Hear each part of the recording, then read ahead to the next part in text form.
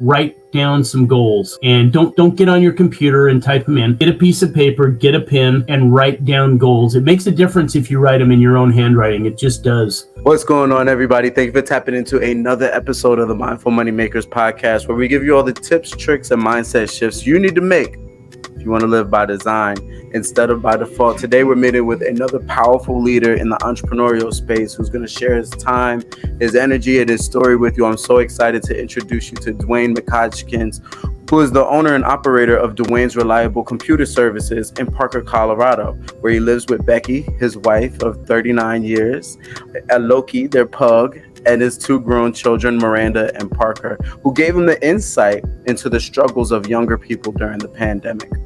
Right? Duane has grown his business and adapted to changing conditions for more than 10 years, helping small businesses and individuals manage their technology issues. Many of the ideas for his book, Lessons from Business Heroes of the Pandemic, came from his personal experience as a successful business owner and from his friends and networking partners who have also built successful careers. Prior to running his own business, Duane worked in a management capacity in a number of other successful companies. He learned about being innovative and resourceful while serving in diverse roles in the business world. I'm so glad to be able to talk to you today. Duane, how are you?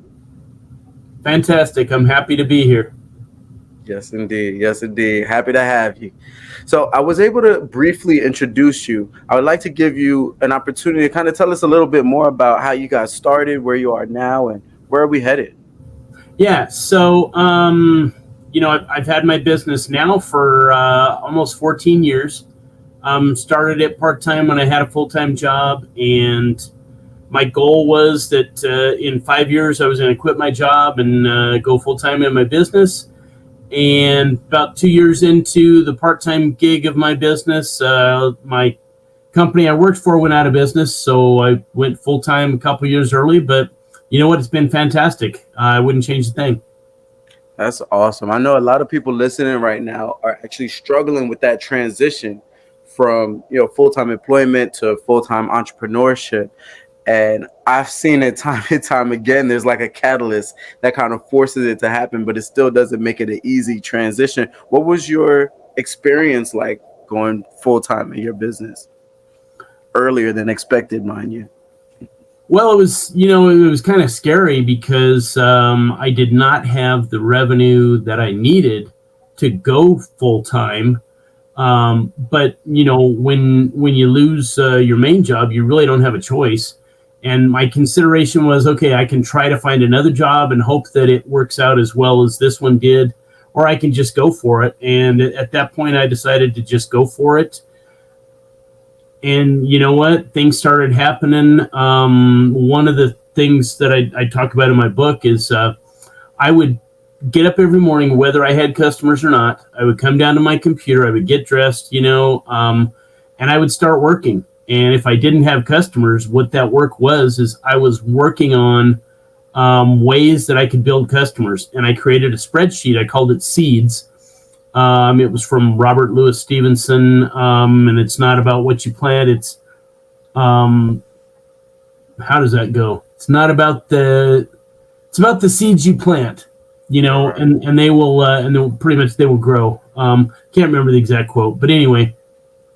So every morning I would sit down, and if I didn't have anything going on, I would look through this spreadsheet, and I had ideas of things I could do. For instance, set up meetings with people, do social media posts, just all the different things that I could do to help me move my business forward.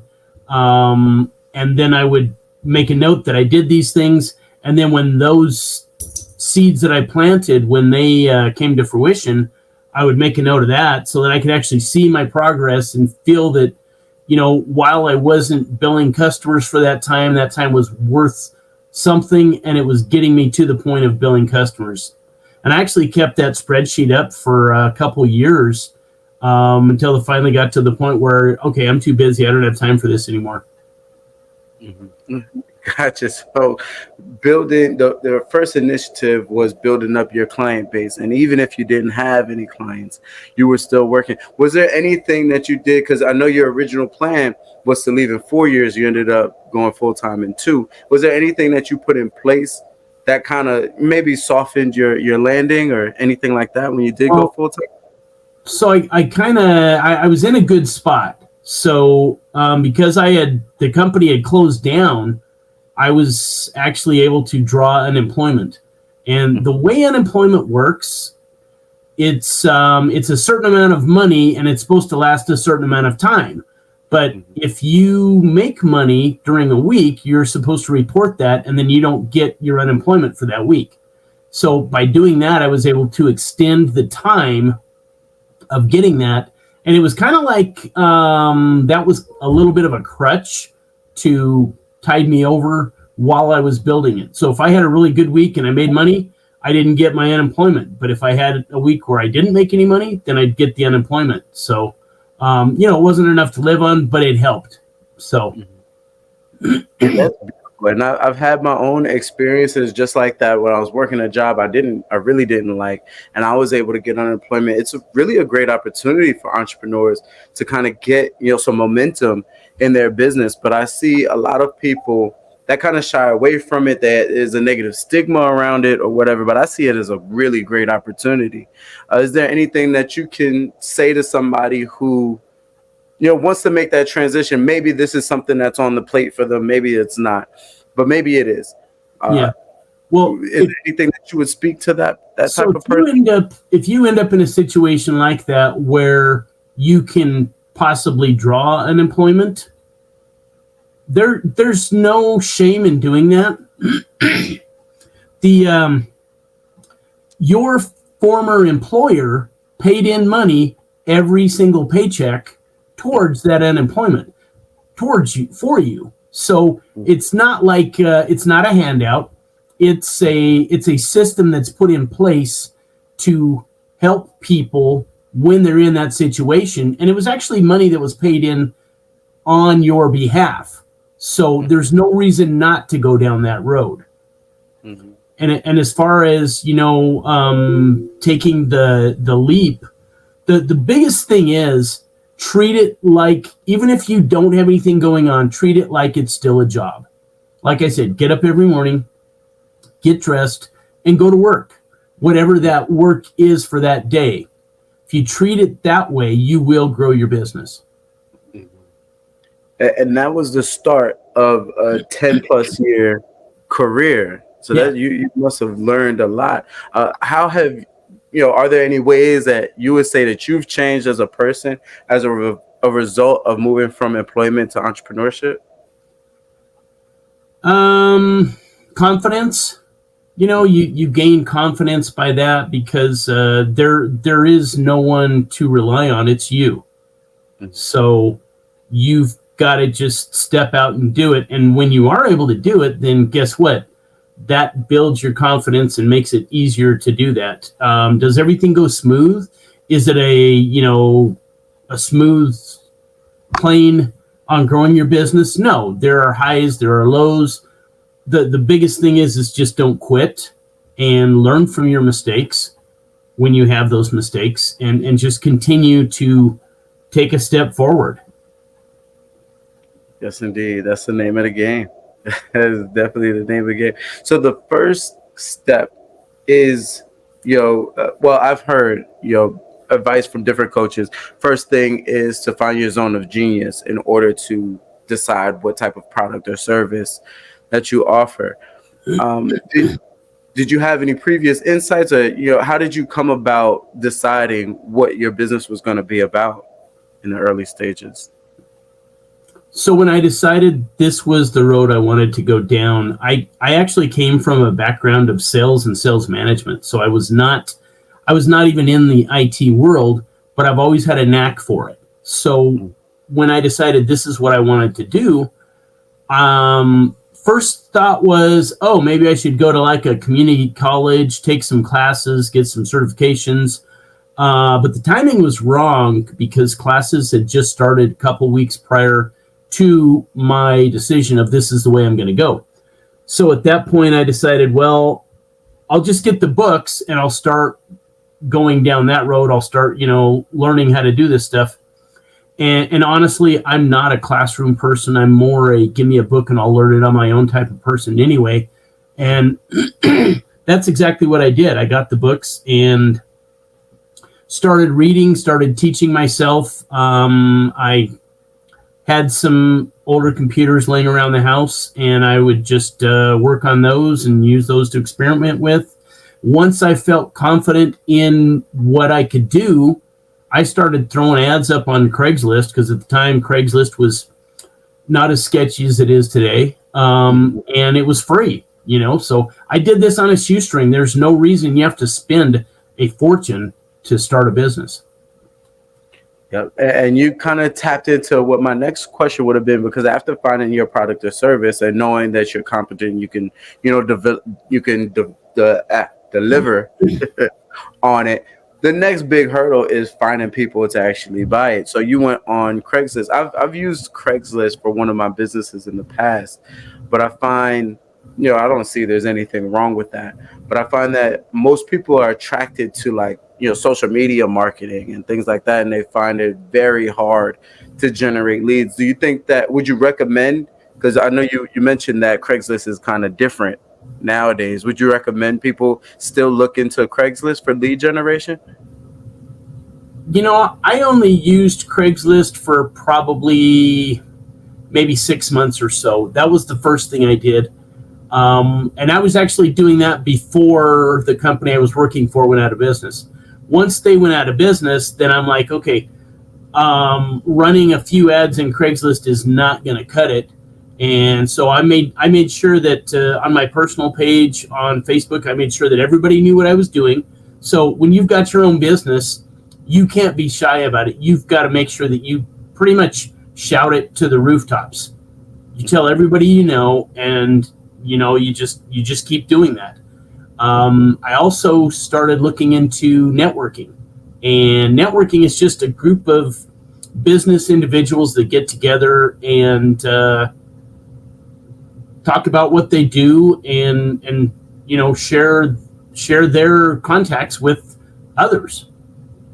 And doing that's really the main thing that I've done to grow my business is networking groups. What type of groups did you join? I hear a lot about the SBA, and I just did an interview. We talked about Toastmasters. What type of groups do you recommend people might join? So there are some franchise groups out there, for instance, BNI is probably the biggest, the most well-known, and that one was a little too rigid for me. They have meetings once a week. If you can't make it to the meeting, you need to have a substitute. You need to walk in the door with 1 or 2 leads every time for somebody else. And it's like, what? I got my own business to run. I'm not here to do that, So what I did at the start, I went to meetup.com. And, Meetup, they have groups for just about anything. And so I went on there and I started looking for business groups that were doing networking. And I actually found a few, and, really stepping out of your comfort zone, because now you're going to go to a meeting that's at, maybe it's at a restaurant or a bar, or maybe it's in somebody's conference room. You're going to walk into this meeting and you do not know a soul. Mm-hmm. And you've got to get as comfortable as you can with that to do this. You walk in there and you just start talking to people. It's not about walking in, and I see people do this at networking events. They walk in and the business cards start flying. They're like trying to get a business card to every single person. That's not how it works. People like to do business with people they know, like, and trust. So it was probably a few months before I even had an opportunity to try and do any work for any of those people that I met at the first few networking groups. I would go to these networking groups and I would see the same people. I'd get to know them. And after, a few weeks, few months of seeing these people again and again, they get to know you, they get to like you, they get to trust you. And that's when they will, give you an opportunity to do work for them or do work for somebody they know. It's not an overnight thing. It takes time to build it. But once you get to that point, it's fantastic. I know a couple of years ago, I walked into a happy hour networking group that I've been going to for years. And I walked in the door and I just kind of looked around and I thought, wow, customer. I just kept counting. There was probably 20 or 30 people in there that were customers of mine. And that's because I'd been going there for years and everybody knew me. So that's what it takes to do networking. That's pretty cool. And it's very helpful, for somebody like me too. Like, I love to meet people and, socialize. But I'm a millennial, and a lot of people listening are millennials. So easier access would be like an Instagram or a Facebook group, even if we even, tap into that. So what I'm hearing is that you join one of these groups and you get to see the same people over and over again. You get to build a deep, meaningful connection. They get to know, like, and trust you. And that's a very fruitful way, or a very effective way to start generating business for yourself. Would you recommend that over social media marketing, or do you have an experience with like a mix of the two or anything like that? So social media marketing, you can go on there and you can promote yourself for free and kind of make posts and do the things that get you out there. But really, the way that those platforms work is by paying for it, right? Mm-hmm. So that can get expensive. Networking, most of the groups, so I do belong to a couple groups that meet a couple times a month. And let's see, one of the groups I belong to, it's $75 a year. Mm-hmm. Another one I belong to, it's $50 a year. Another one, it's free.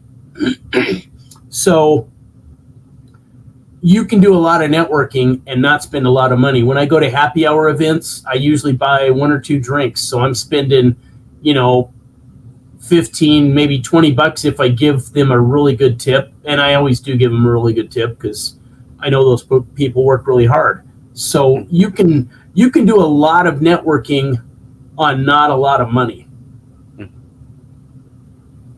Yep. And you have that in-person advantage as well. If somebody can touch you and you get full attention from what I'm hearing from you. Whereas on social media, there might be a lot of distractions. Somebody might be, on Facebook, but they're also doing the dishes or something like that. Yeah. On Instagram, but they're also chasing the kids around. So I know that I've already become better from having talked to you. This is kind of the stuff that, as a business owner, you kind of know and you have a little bit of experience, but you need to hear it again to kick yourself into action. So Duane, so you help smaller businesses with technology needs. Would you tell us a little bit about who you help and how you help them? So what I like to tell people is that I am the IT department for those really small companies and individuals that don't have an IT department. If you work for a big company, you got a problem with your computer, you pick up the phone and you tell IT to come and fix it. And that's basically what I do for my really small customers. I think my largest customer has maybe 15 or 20 employees. The majority of my customers have just a handful of employees. So they don't need a lot of attention, but they do need help when they need help. So they give me a call and, sometimes I can do it remotely. Other times I've got to go to their place of business. But I always try to do that within a day or two. If it's something that can be scheduled a little further out, then I maybe go 3 or 4 days. But it's just they need to have their stuff working too. So I try to treat them just like I am their IT department, and get to them as quick as I can. Mm-hmm. Gotcha. But is there like a minimum requirement that you look for from a business? Because from my understanding, in order to really utilize a IT department, you want to have a network of computers. So it's not like, me just sitting here with my laptop and I hire an IT department. Is there like a minimum that you look for in the clients that you work with? No, there really isn't. And that's the niche that I've found, that nobody wants to support individuals and these, really small 2, 3, 4 people companies. And so those are the people that I support. And I will give them as much or as little support as they need. I've customers that they call me every 2 to 3 years because something happened to their computer. I have other customers that call me 3 or 4 times a month. So, I've been doing this long enough now that my database of customers is probably over 1,000. And because of that, I have enough work to keep me busy pretty much all the time. That's a blessing. That's a blessing. So what kind of problems do you solve? Like what type of issues come across your desk with your small business clients? Well, so let's take today, for instance. I had an accountant that called me because she has a fairly new computer, and her computer it's a screaming computer. It's fantastic. But she was getting the message that it could not be upgraded to Windows 11. And, that the deadline for that's coming up in January, and she doesn't want to have to replace this computer. She spent a ton of money on it. So last week I logged into her computer and looked at it, and it says, oh, well, there's just this one thing, and it's called TPM. It's a security thing that's missing. So I went over to her house this morning, and it's some settings in the BIOS, and I went in, I changed those settings. It still wouldn't do it. So I went back and I downloaded a flash upgrade for her BIOS. I installed that. And when I left her house later on this morning, she was installing Windows 11 on this computer. Then I went to another house because this woman, she had clicked on something on the internet, and now she's got this pop-up that's telling her that it's Microsoft and don't turn off your computer. And luckily she knew it was fake, and she called me, and I said, okay, just leave it. And I went there and I solved that issue for her. And also she had a printer that wasn't staying on Wi-Fi, so I turned it into a wired printer. It's connected to the router now, so she doesn't have that problem anymore.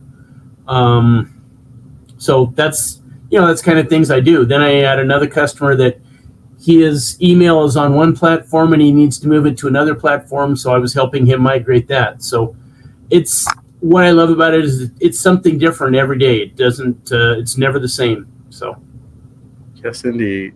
It sounds very helpful because working with a computer that ain't working right gets real frustrating real fast, and especially when you're using it to run a business. Now it's interfering with your income, it's interfering with your livelihood. So I think that having you on call, especially if you're going to come over to the house, sure, is a very valuable service. But what would you say, right, from your client's point of view, is it like to work with you? Well, I'm not the typical IT guy, because I came from the sales and sales management world. I don't think I'm completely extroverted, but I'm pretty extroverted. So I sit there at their computer, and a lot of times I talk to them the whole time. And I like to have a good time. I really tell people that what I do all day is I play on other people's computers. So I like to have a good time doing it, and I know that a lot of my customers really appreciate that. And we have fun while I'm fixing their computer, and that takes their mind off of, oh my gosh, I hope it works, and that type of stuff. And my goal every day is just to beat the computer. I don't play video games, so that's my video games. Can I beat the computer? Right. And I'd say just about every day at every stop, I'm beating the computer. So. Yes, indeed. So would you say, Duane, that this is something that you've always, you were born to do, or have you developed into the excellent expert that you are today? I think it's a little of both. I think that it took me till I was 44 years old to figure out what I wanted to be when I grew up. And it's what I was kind of meant to be, because number one, it does come naturally to me. And I do really enjoy doing it. If I didn't have bills to pay, I'd do it for free. But I do, so I do have to charge. So. Yes, indeed, and that's something very important because as a mindset coach myself, as somebody who loves to help people find their passions, one of the pieces of information that I came across was find the thing that you would do for free and then charge high ticket for it. So I wanted to highlight that because you're a testament of that. How's that played out for you in your experience, your journey? You know what? I don't have Monday morning syndrome.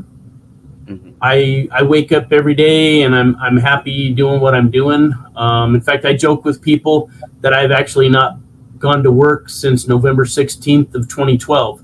That's the day that the company I worked for shut down. So I think it makes a huge difference, because if you do love what you're doing, even if you have a bad day, it's still not as bad as a bad day if you're doing something that you hate to do. So find what you love, and the money will come. Honest. Yes, indeed. Live for a living. They say, "What? Turn your paycheck into your passion into your paycheck," or Yep. when your vocation is your vacation, you never work a day. That's right. I find that to be very true. I actually had a question on my mind earlier that I was asking myself, and it's like, which is more important, doing something that you love or making a bunch of money? Um, I maybe it's an uncooked thought, because obviously we need to make money to Yeah. survive. But I still think that there's maybe a little bit of a comparison, maybe a conversation around that that So comes up for yeah. you. So in my business, I've done things a little different, and I don't. And I get this question a lot. People say, "Well, so are you gonna hire techs and try to expand?" And no, I'm not. I'm doing what I love, and I'm making enough money to live comfortably. So why would I want to change that? Most people, they get into business and they love what they're doing, but then they end up expanding and hiring people, and now they're not even doing what they love to do. They're managing people and managing a business and doing all this other stuff, and I don't want to go down that road. So I'm doing what I love to do, and I'm making enough, so I'm happy where I'm at. Yeah, that's again helpful. This is a heavy hitting conversation. You talking that talk, because but with me getting into business, and especially wanting to commit myself long term, a lifetime to what I do, finding that thing that I'm passionate about and that I love. Yep. I had never considered stopping at some point and finding a place where I'm comfortable. I'd only considered expanding, scaling, Yeah. all of the buzzwords and stuff. But I think that you bring up a very good point, is because when you do that, when you are focused on that, you're no longer doing the thing that you fell in love. Now you're managing a team. Now you're allocating payroll and doing all this other stuff. Exactly. You're a little bit more committed, a little bit more obligated, rather. Yeah. And I'm finding interesting the environment of obligation versus inspiration, because where there's a lot of obligation, there's not much space for inspiration. Yeah. So Yeah. I think that you've kind of pinpointed that you've been able to identify that and make a decision on how you want to live your life, and it's not to be a gazillionaire. Yeah. Not building an empire. Yeah. So you have a Now, really good place. I will say this. There are other ways to grow your business than by expanding and adding people to the mix. Okay. I'm working on right now, and this is a lot of the stuff is in that first book, The Lessons from the Business Heroes of the Pandemic. I realized early on in my business that I was leaving money on the table right and left, and that's because people would say, "Hey, so what antivirus should I use?" And I would tell them, and then I would go onto their computer and I would help them download and install it, and they would pay me for the time, and that's great. But I kept mentioning the same companies over and over again, and I thought, well, this is kind of stupid. I'm basically being an unpaid salesperson for these companies. So I started reaching out to these companies that I was referring all the time to find out if they had a partner program or an affiliate program or something like that. And most of the companies that I was recommending, they did have programs like that. Mhm. So now what's happening is my customers are still getting the great software that I've already vetted and found out that it's good. They're still paying the same that they were paying before, but two things have changed. Number one, these companies are now paying me a commission, and I'm pushing the product more because they are paying me a commission. So where I might say, this one or this one, now I'll say, yeah, this one. Mm-hmm. So it's it's a win-win. The customer wins, they're getting a great product, still paying the same price. The company wins because I'm recommending them, so they're selling more stuff, and I win because the company says, hey, thanks for helping us sell more stuff. Mm-hmm. Yes, indeed. That certainty is super important. It'll definitely get you where you need to go. Let's talk a little bit about your book. What are the lessons for the business heroes of the pandemic? All right. So, basically, during COVID, I considered myself really fortunate that they decided that IT people were essential. So my business wasn't just okay. It was fantastic. I was so busy. But like I said, because I had built my business networking, I have a lot of friends that are business owners, and many of them, they were not doing as well during that time. And that really, it really hit me, and I was really upset about that. I was driving around one day, and I saw a couple businesses that had kind of thought outside the box, decided to pivot, and the phrase business heroes hit me. So that's when I started looking for these businesses that did figure out how to pivot, and I just started writing down the stories. And from that, I came up with 11 different, I call them rules in the book. They're the chapters, but let's see. So one of them, rule number 4, look for recurring revenue. Well, that's what I was talking about with, the affiliate stuff like that. So now if I sell a backup solution, I get paid every time that customer renews it. So that's fantastic. I don't have to do anything else, but because I brought that customer to the company, they keep paying me for it. Another one is live beneath your means. And I found people that their business maybe wasn't doing that great, but they had been living beneath their means. They hadn't, gone crazy. So now that their income wasn't as much, they were doing fine. And there were even people that we were getting the stipends during COVID, right? And there were people that they were taking those stipends and they were going out and buying brand new TVs. No, take that money, and if it's extra money, maybe pay off your credit card. So now, you've got an extra $50 a month because you don't have that credit card payment anymore. Things like that, they can tide you over and make you do better and better. See, another one was the butterfly model, and I saw this a lot. And this was people that were sidelined by COVID. They had to stay home. They had to do, they couldn't really do anything. And so some people, they would take that as, you know what, I'm going to go online, I'm going to find some classes, and I'm going to better myself. My son, he actually decided that he wanted to be a personal trainer, and he was able to take all of the classes online and get the certification that industry demands, all during COVID. He also took some other classes online to learn more about dietary needs and things like that. So, once it was up, he was ready to hit the ground running. And he did a little bit. He found out that wasn't what he wanted to do, and now he's doing something different. But you know what? It worked out for him. So, and there's things like that. If you're in a point where you can't move forward, use that time to grow. Use that time to better yourself. Get some skills. Yes, indeed.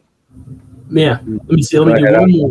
So the most important rule that I found was stay positive. And there's a term, it's called pronoia. Have you heard of that before? I have, but somebody listening hasn't. Yeah. Term.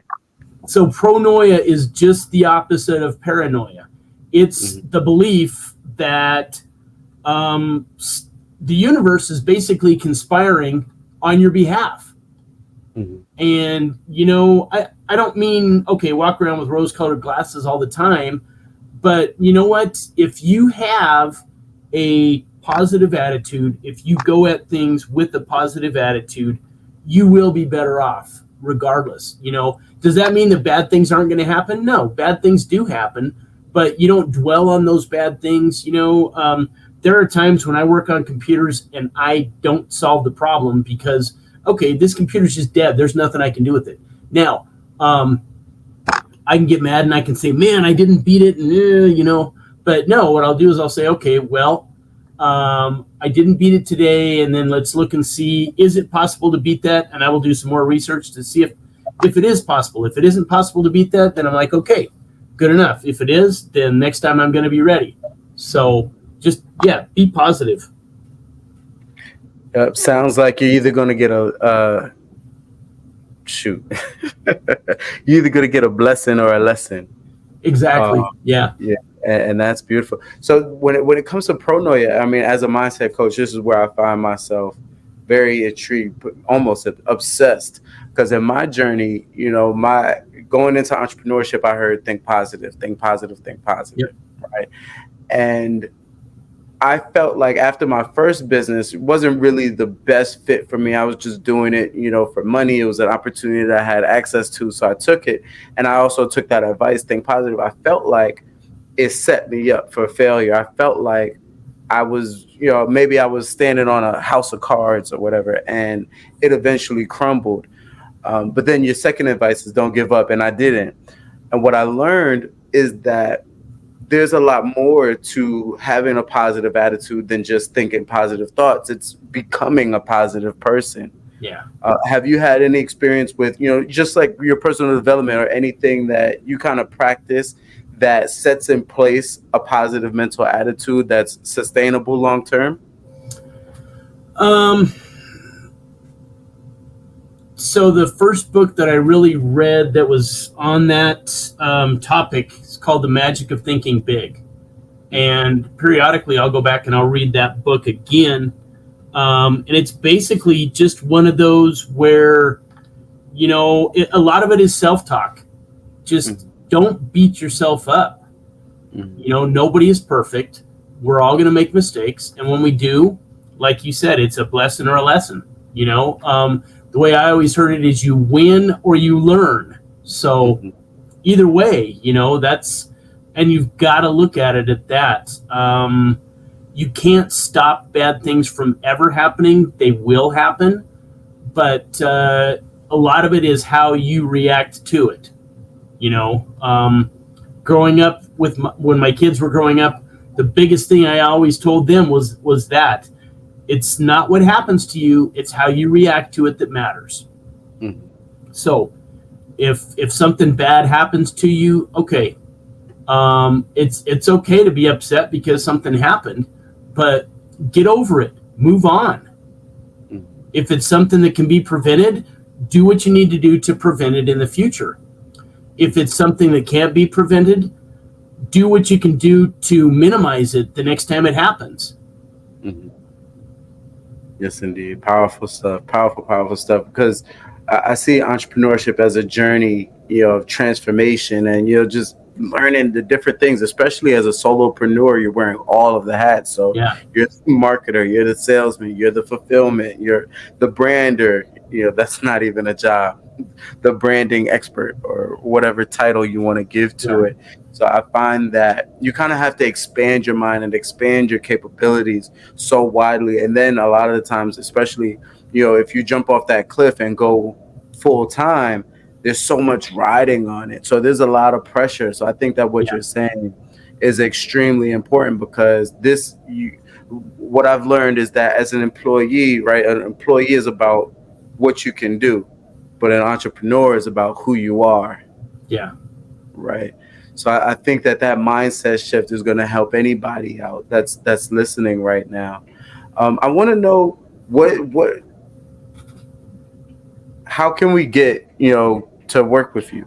What's our first step? Do you do mainly local clients in Colorado? That's how my business started out, and I've had people that have moved away.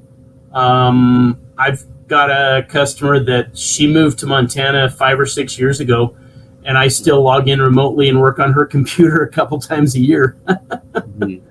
I used to have a customer. He's retired now, but he used to design golf courses, and most of them that he designed were over in Southeast Asia. And he called me. He used WhatsApp, but he called me from South Korea, and I actually logged into his computer to do some work on it while he was in South Korea. So, so yeah, I can do it anywhere. You'd be amazed the lag between me working on his computer and seeing what's actually going on wasn't that great. It was very small. I thought it would be a lot more. It was almost instantaneous. It was pretty neat.